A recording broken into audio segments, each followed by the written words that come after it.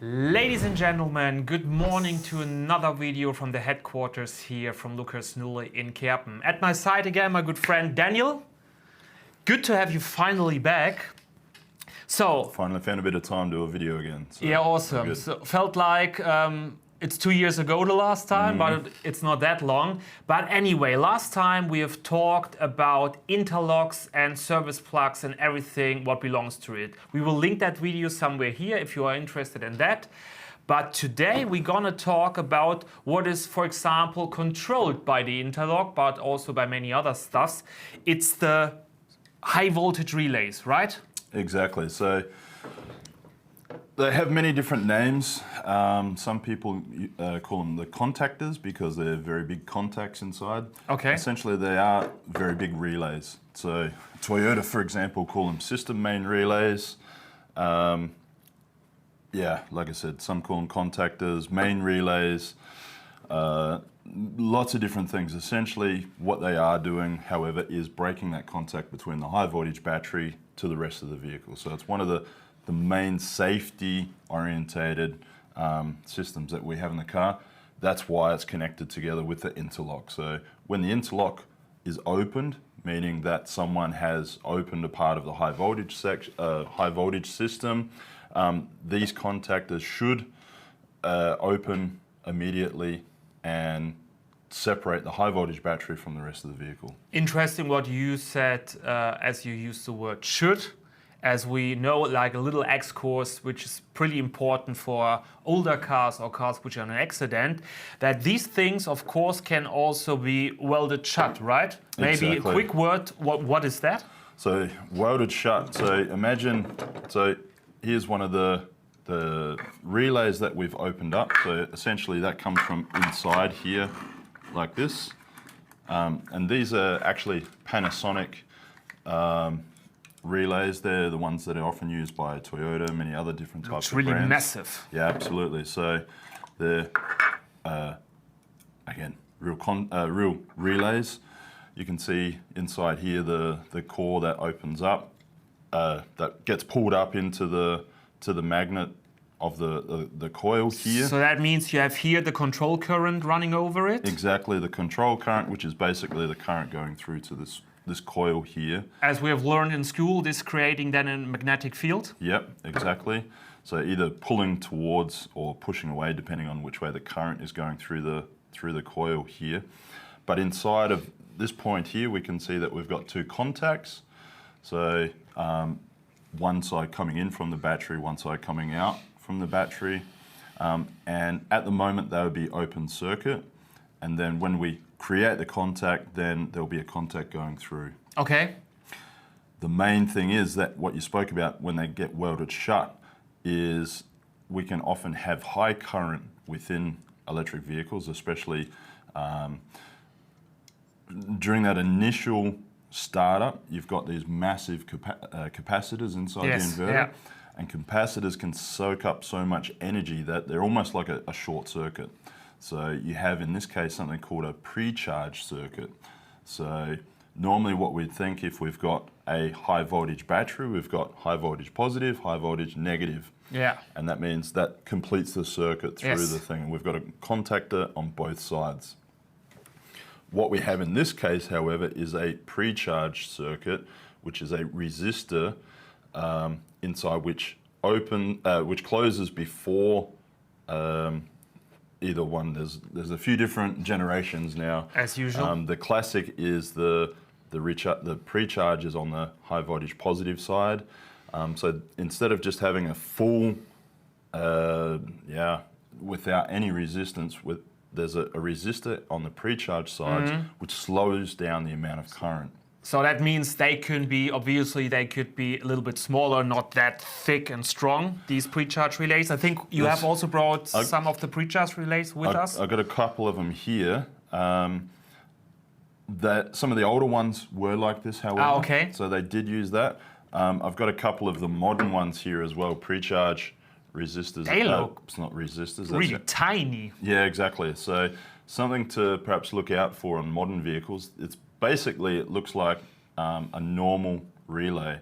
The big difference is here. I don't know if Leon can zoom in close enough here to see it, but there's actually there's a high voltage warning sign on here. Okay, which makes sense as it's part of the high voltage circuit, even when not high current is running over it. Exactly. So that's on this side as well. Even this tiny little one, it's got contactors that, the pins. Bit different to the classic relay that you see here as well. Really small ones, interesting to see. So I've got to do some more research into these. I'm not 100% sure on where they're being used. Yeah. Some of the latest versions that we see for pre-charge resistors is through the DC to DC converter. Yeah. So that might be on that side. I'm not sure. But in general, I think we can say we don't have high current over those guys here.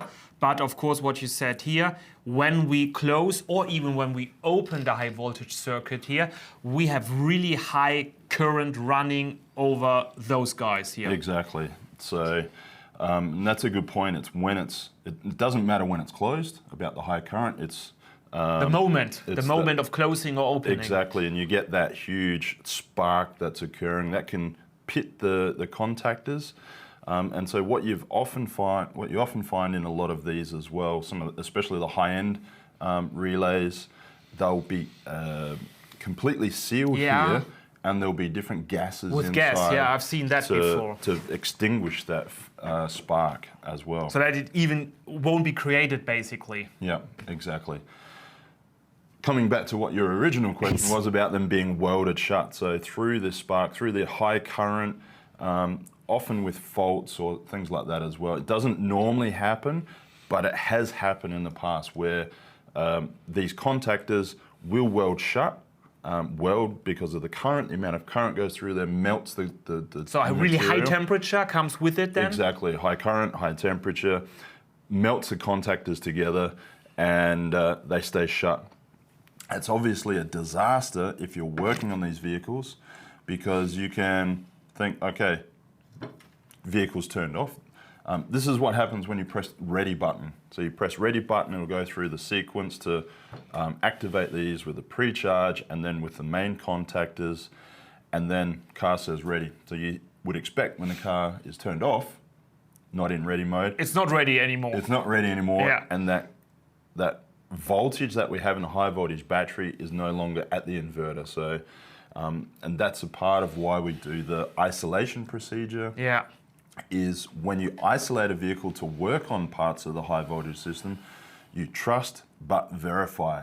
So we've done plenty of videos on that. We won't go into that now, but there's something called the live testing. So that's where you're using your meters or your voltage testers to make sure that the system is actually de-energized. De-energized and that the meter is still fine, right? Exactly. For the live. Yep. So even when we have this welded shut problem and we're going into ready mode or more going out of the ready mode, the car probably won't work anymore. So there is still the connection between the high voltage battery and the rest of the high voltage system is closed, but obviously the inverter won't work and won't be active when you shut down the vehicle. But on the other hand, that means then when we are coming back to the issue of the different qualifications throughout the whole world, doesn't matter, DGUV, ASE, IMI. That means then when you're looking on these different qualifications, when we have a car which has such a problem, so basically we cannot shut it down officially anymore, that is really safe. So that would mean, or is that right, that a person with, for example, a qualification for working on safe high voltage systems, who has the task to shut down the vehicle, is basically not allowed anymore to work on that vehicle when you have such a fault, as you cannot shut down the vehicle properly, right? Yeah, exactly. So that's a good point. So what do you do when you do that? So we have other videos as well to show what happens when there's current flowing and you disconnect. So we talked about it just now. You get that spark occurring.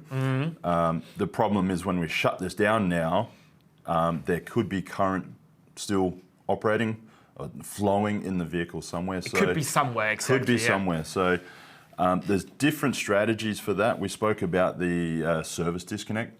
So you can imagine you pull the service disconnect, that's the high voltage service disconnect, that's normally inside the battery, and that separates the battery into two halves.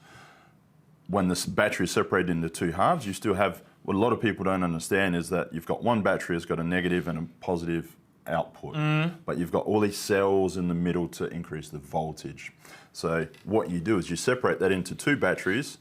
A lot of people don't understand, but I've still got this, I'm not disconnecting the, say, the positive side going to the contactors Yes. or anything. You're separating the other end of the battery, so now you've got an open circuit battery. Yeah. So that's also the same as shutting it down. So it's basically just another position where you open the battery. So not Exactly. at the high voltage contactors, which cannot open anymore, Yeah. or at least one cannot open anymore. But it's then just on another position where you rip it apart. Exactly, and it's got the added bonus that instead of now having, say, a 400 volt battery, you've got two 200 volt batteries, so lowering that risk again. But the problem is when these are still open, there is the possibility for current still to be flowing through the circuit. So if you disconnect that high voltage service disconnect, you might get the spark occurring there. That would be my question. Is there any experience what happened then when you're still, or when you maybe the high voltage battery is of course not under load if you pull it, as we don't drive with 200 Exactly. kilometers per hour, but it's still, there could be some kind of current flow. So the possibility is there that when you pull out the high voltage service plug while the connectors are welded shut, there could be a spark. Exactly. So definitely wear your gloves. So a flash, that you often hear that, some of the terminology, it's not necessarily just a spark. Spark sounds a little bit easy, yeah. But a flash or an arc flash, and that's what you see on those YouTube videos where they're closing, you know, the high voltage power lines, all that sort of thing. The main problem that you have here is if you do that, you get that spark, you'll get a lot of smoke, and the big problem is if you're doing that close to you, your human reaction is to go like this, Yeah. and you can breathe in not only the smoke but the flames, if there is flames, or the plasma that's being generated, and you burn yourself from the inside. That's a big problem. So exactly what you said. If this occurs, you need a. But not only the gloves, what you explained, then Exactly. even the whole PPE. So you need a full face shield, a blast. The balaclava for the flame-resistant balaclava, flash protection, a full-faced helmet with the neck protection here as well, gloves, long sleeves, all of that sort of thing. It's where you also have the fiberglass pole. Yeah.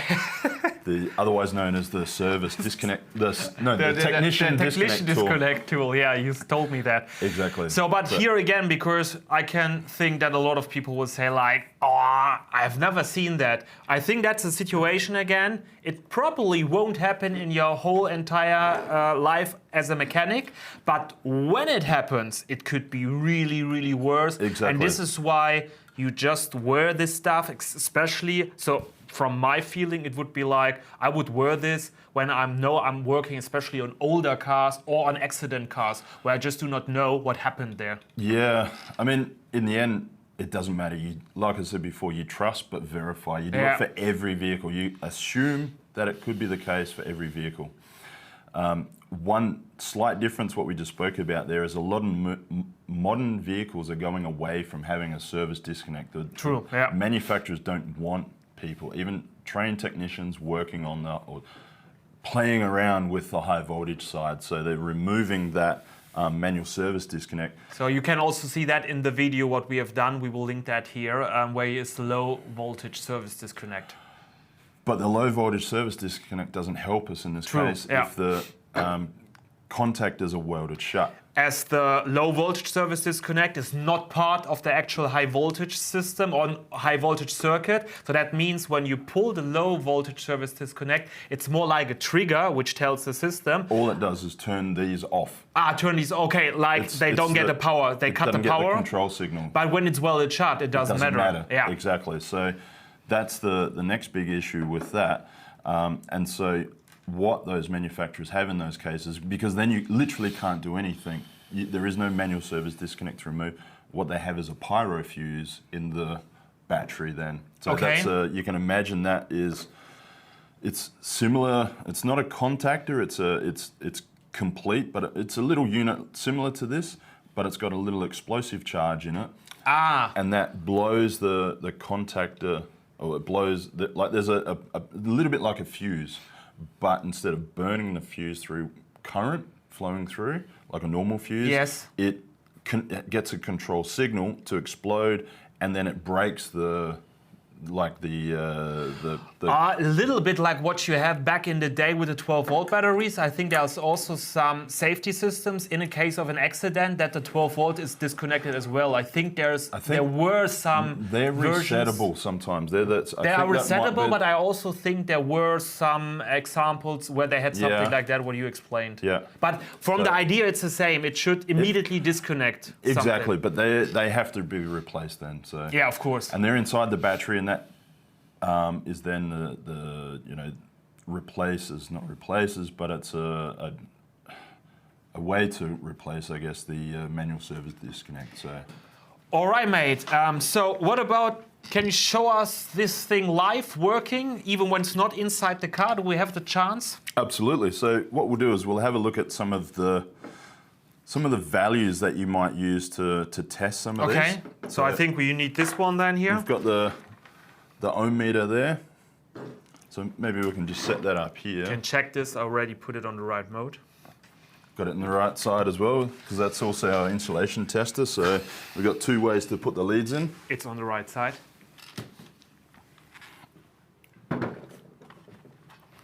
So 12-volt battery. Exactly. So this is running off the 12-volt side. So let's just start by having a look at one of the tests that we can do here. You see that right there. So we've got our, it's basically very simple, this thing here. So let's have a look. What's that there? We need your help. About 30 ohms, roughly Okay. there. So now what we'll have a look here is, I'll just put this across here. Go across actually what we can do is put that onto the... So right now, open continuity. See what side we got here. I try to. We can see there now. Just do again the click that our friends can hear it. So I think you hear that's a massive click here because it's a massive relay, so that sound fit. You can see there that it's got good contact all the way through it as well. Perfect. And coming back to our problem, when you would weld it shut, you would have continuity all the time. Exactly, yep.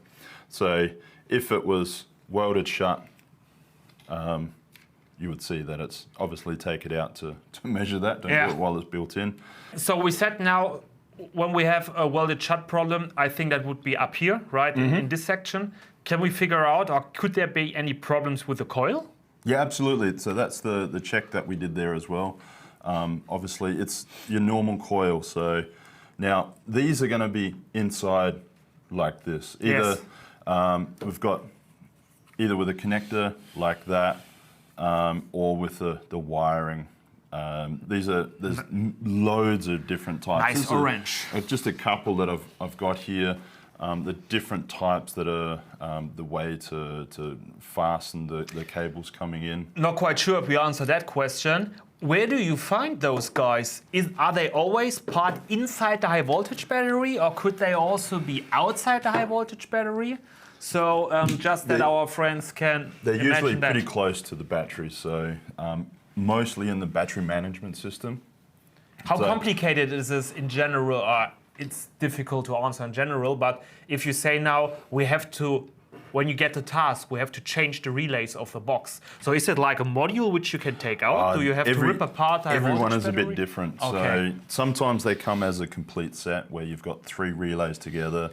These are obviously all together, so all separate, so you can replace them separately.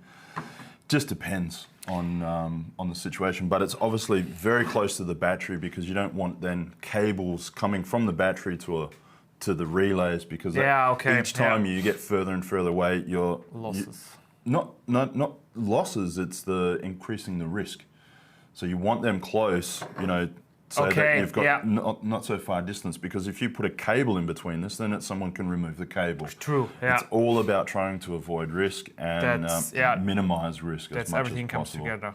But we said there are also, just as in side excurse, so there are cars which don't have a pre-charge relay or which don't have a high voltage minus relay. Are there some sorts of these cars as well? So that's what we're starting to see, the latest generation. So what I mentioned before is the positive side.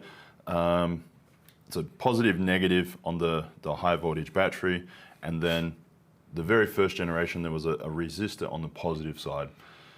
Toyota, for example, then went away from that and they put the pre-charge resistor on the negative side. So that means you've got two negative coils, and then what they've gone now is from the DC to DC converter. So now they've gone just to two coils, and what you've got then is the DC to DC converter, which is what's charging your battery.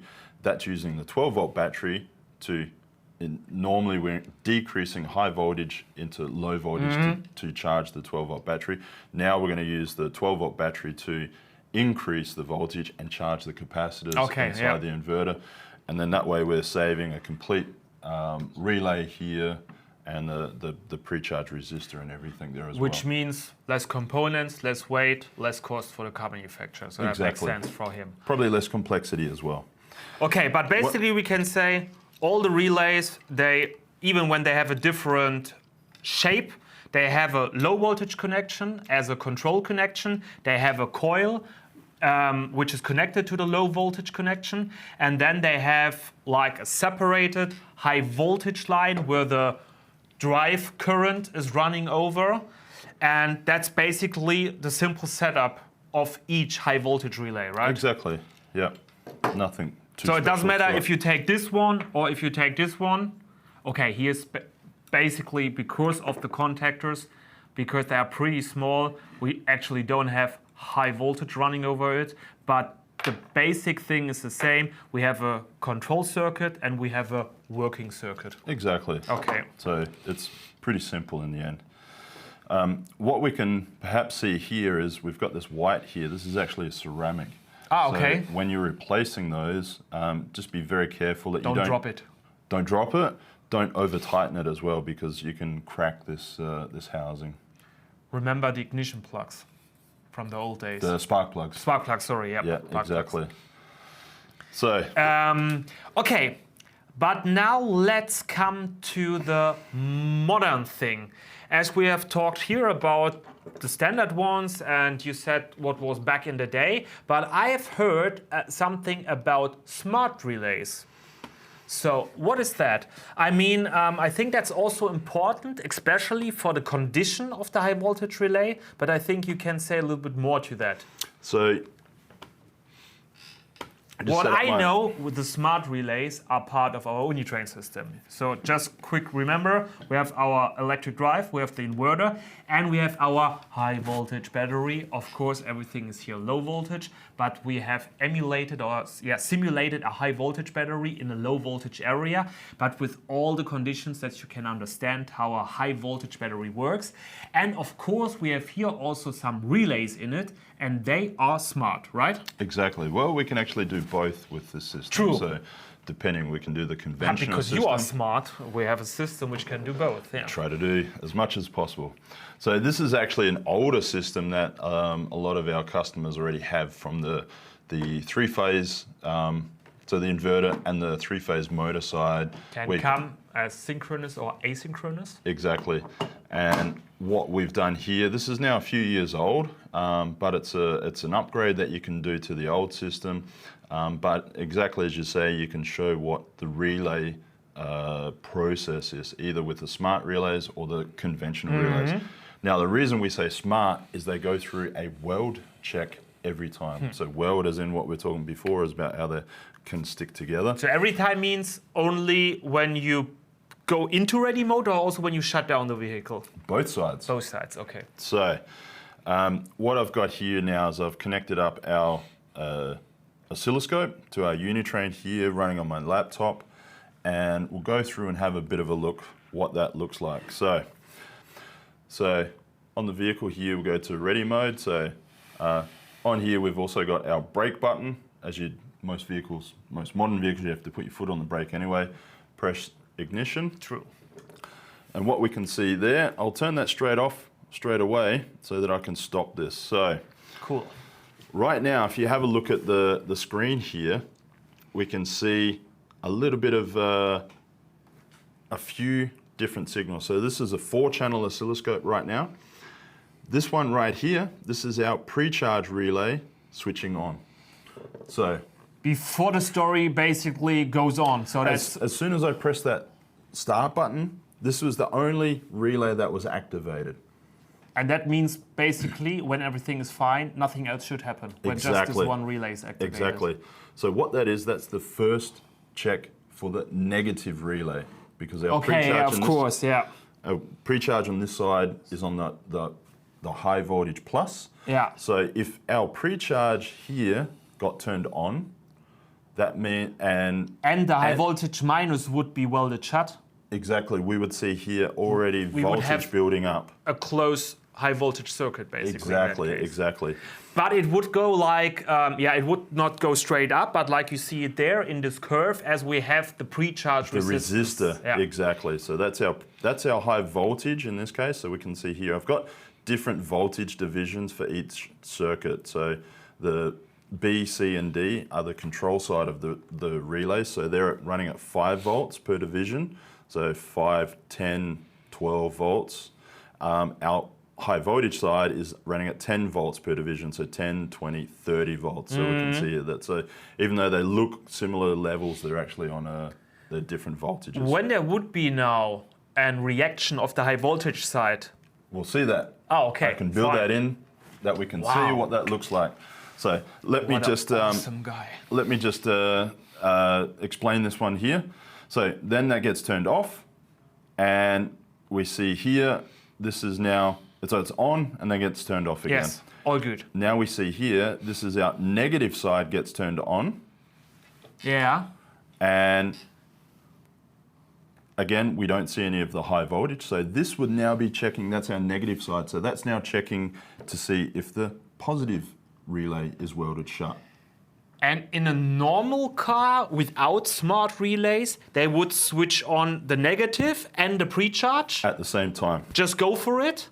And here it's really like, so the negative is like earlier switched on than in a normal car. Is that right? In this case here. Yeah. So the pre-charge was on here. And turned off again. And the negative was turned on. And that then then you check if welded shut on the positive side. Exactly. Okay, yeah. So on the positive side. Then what we see here, the vehicle said everything's okay. So let's now go to the everything. Let's turn it back on. Now this is our pre-charge is now being turned on at the same time as our negative. Okay, now we have the purpose that it's that we have a closed circuit. Yep. And as soon as that happens, we can see here the voltage build up, and to this point here.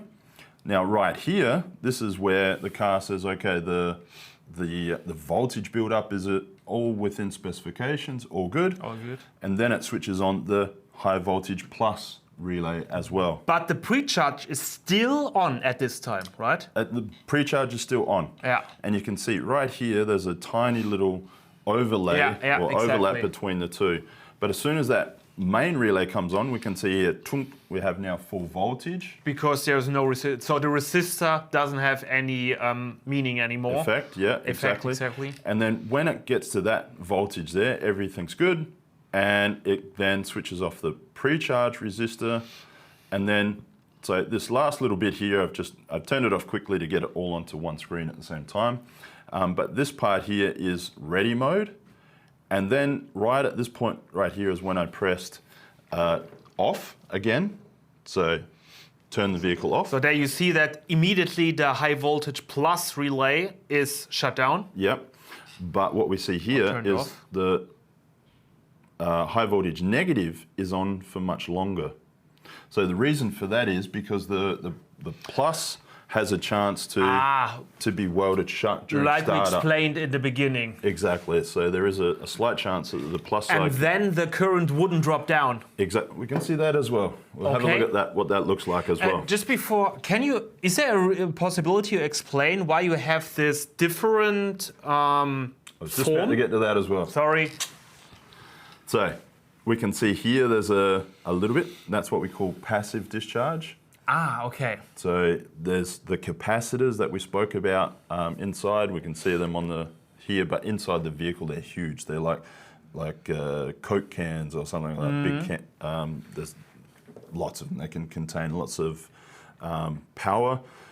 They need to be discharged. So the first part we get here is passive discharge, and that's where there's a bleed resistor inside the inverter that passively releases that energy. So electrical energy is converted to thermal energy? Exactly. Okay. Yeah. And then we get active discharge. So that's the part going down there like that. So, okay, then we see at the very end that the voltage dropped down. So can you just explain that maybe? Because there's a little bit, it looks different from the way it drops down. I think it has something to do with passive and active discharge, right? Exactly. So we have the passive is that first part, which looks a bit slower through the resistor, but then you've got active discharge, which is then actively discharging the capacitors inside the inverter. So that's done usually through obviously a transistor switching on and charging. It goes through the DC to DC converter to charge the 12-volt battery. So it's not much power, but it has to be dissipated, and so they just put it into the 12-volt battery. So like passive discharge is a very simple thing, whereas electric energy is turned to heat energy basically. Yep. And it could happen then for the active discharge that, for example, it's transferred to moving energy that you turn. Well, an electric motor is not actually turning, but you can give it on one coil, for example. Exactly. Right? Well, what they do is, so what you're talking about is sometimes they'll go through the windings of the motor. Yeah, exactly. Yeah. So they'll put it through two opposite windings at the same time. Ah, okay. And then just sort of so that it doesn't move, but it dissipates that energy. Can you call something a standard for nowadays? I would say it's most likely more through the 12-volt battery than through the motor. Okay. No, I mean regarding passive and active discharge. It's absolutely active. Oh, okay. Passive is very old school, and only when there's something completely wrong where active discharge can't be used, it will go passive discharge. Now, what we've got here, the active discharge component of that signal that we see there, so that's at 1 second per division. Yes. If we have a look at that, that's done within about half a second. It's down to a safe voltage, and that's the case if it's 400 volts as well. Like on a vehicle, it'd be half a second is roughly what's standard. Passive discharge can take 5 minutes when you're talking 400 volts or so. So even when we go higher now, as we have now Porsche and other cars with 800 volts. 800 volts. Exactly. Some of the Hyundais as well. On the other hand, it's then also a question of being more safe, right? Especially I just think about the first responders when they need to access the vehicle and they have to wait for 10 minutes before they can touch the car. Exactly. I mean, that's again part of why we do the dead live testing. We verify what the state of the vehicle is. Of course. So well, the first responder maybe not, but yeah, we exactly. do, of course. Yeah, they don't know, so it's better to wait. So in order to check out, or a good source for finding out if the car you're working on has passive or active discharge, have a look at the rescue card. There it's set basically when the manufacturer is describing how you in an emergency can shut down the vehicle. That's normally set if you have to wait for any time. So when it's set, like I think the Prius 3 was roughly 10 minutes, something like that. There you can think about that this is basically the passive discharge. And that's always there, and that's a good source of information as well as these rescue cards, emergency response guides is another one. What's the other one called? It's like a dismantler's guide for recycling, vehicle recycling, things like that. It's often difficult to get up-to-date information, but that's a good source. They have to make it available so that firefighters or the auto recyclers, spare parts, all those sort of things, second-hand parts. All of those. They can do it in a safe way. Well, let's get back to that story here. You've shown us the perfect picture perfect. Yep. But is there now the chance that you show us a fault? Yep. So let's have a look at some of the faults. And now that's what's one of the beauty of a system like this is we can put some faults in there and be completely safe. If you start putting faults into real vehicles, it might not end so nicely. That's another story. I'm going to start this one up and let's see if we can analyze this and see what's going on. So let me stop that. So if you have a look at that, this is the situation that I was talking about before. So we've got here with our pre-charge relay coming on all on its own. So that's this guy right here. Yes. But we're already seeing the voltage build up. So that would be a case of what would be the potential fault in this case? Well, now you have obviously a closed circuit. We've got a closed circuit. We've got the positive on this case. It's the positive. High voltage minus relay must be well shut. Exactly. So we see it up here, and then we see this passive discharge because active discharge shouldn't be engaged at this point. So it builds up, and we see immediately this passive discharge, and then when the pre-charge comes on again, goes up, and it looks kind of normal after that. And we can see here. Now it's an interesting thing. When I would be mad and crazy, I could say now, hey, but why is your system going on and is not shutting down? What I expect from a real car. But I suppose that you say something like, when that we have different levels of quality of faults? I would call it probably risks or hazards. Oh, risks, sorry, yeah. Might be the correct terminology there. So not a native speaker. Yeah. Sorry for that.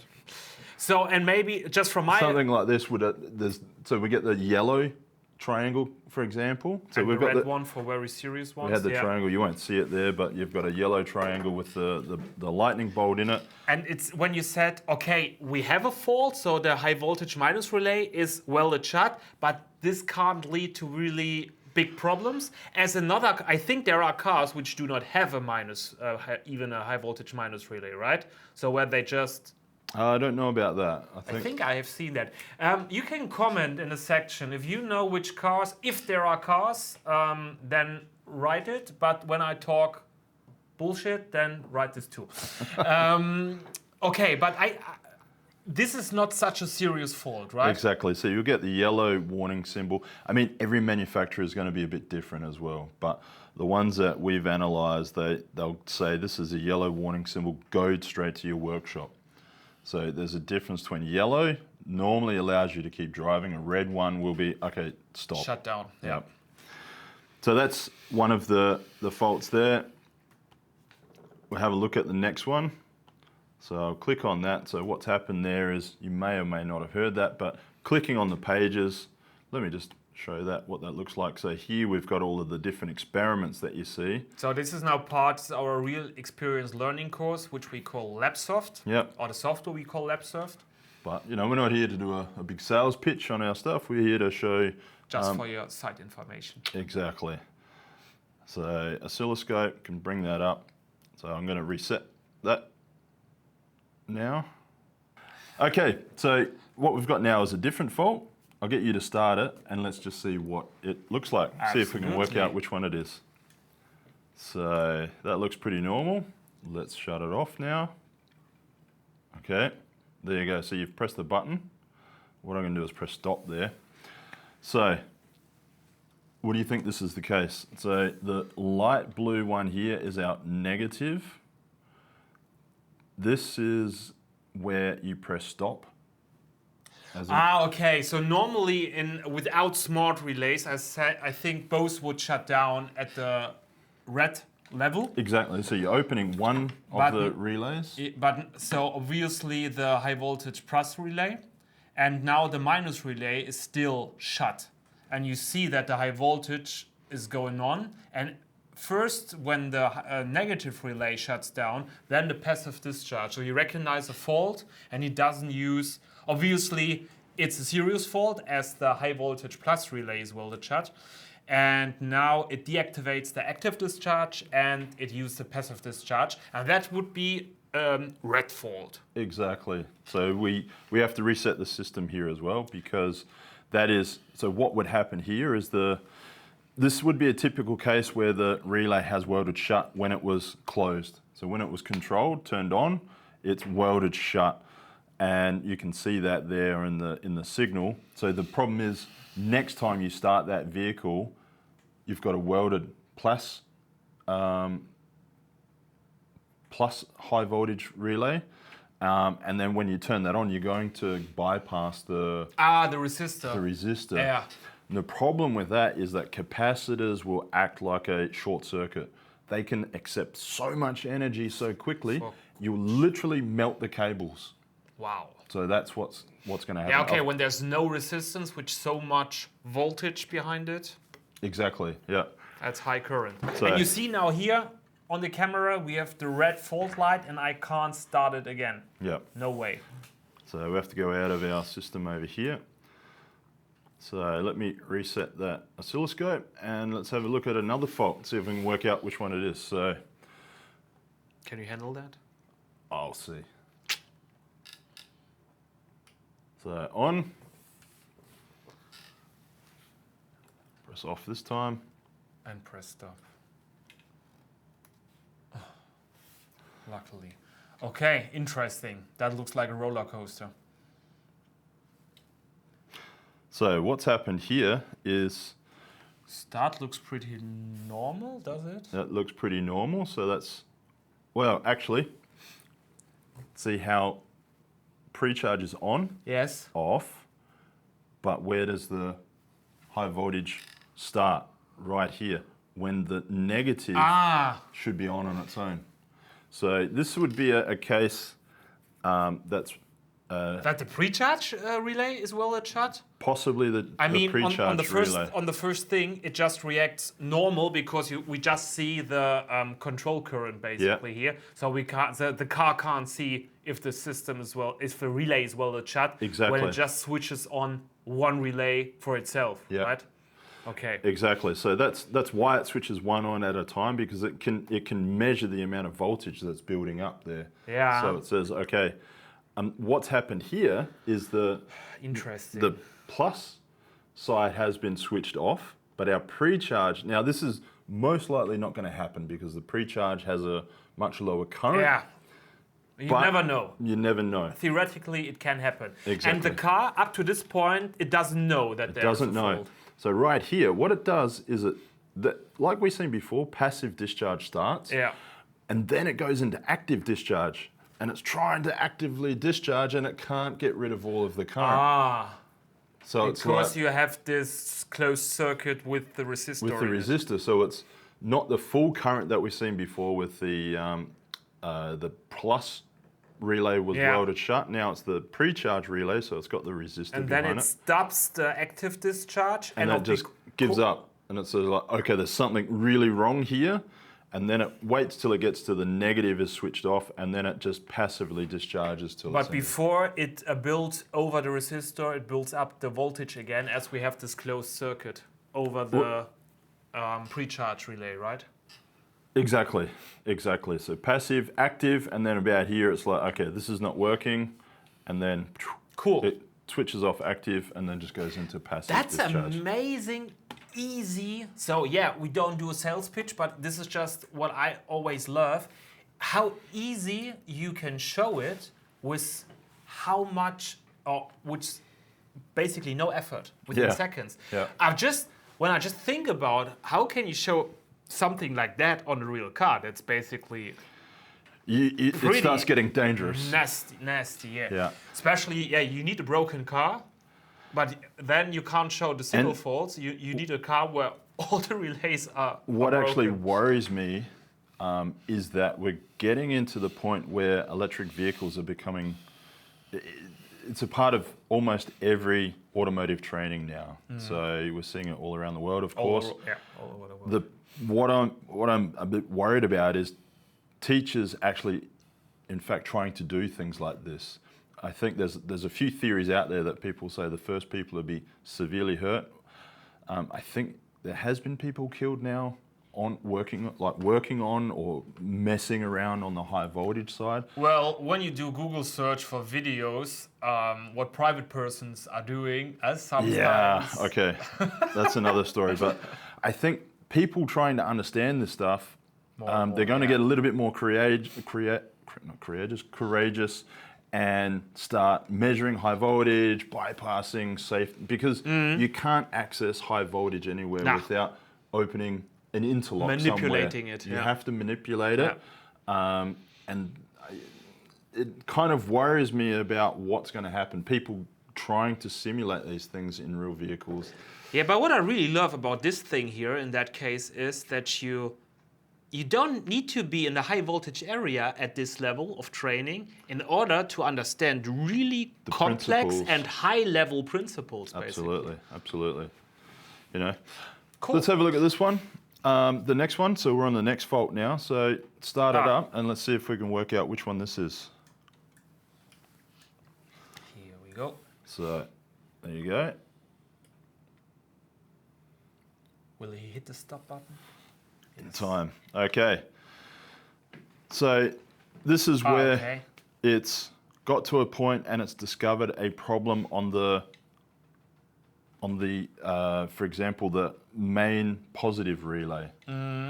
So we can see here, pre-charge looks normal, but the main relay was never controlled, never switched on. Okay. So we got to here. So it could either be it could have tried to been turned on. So before we seen that little kick, the curve going up, and then the kick to the high voltage.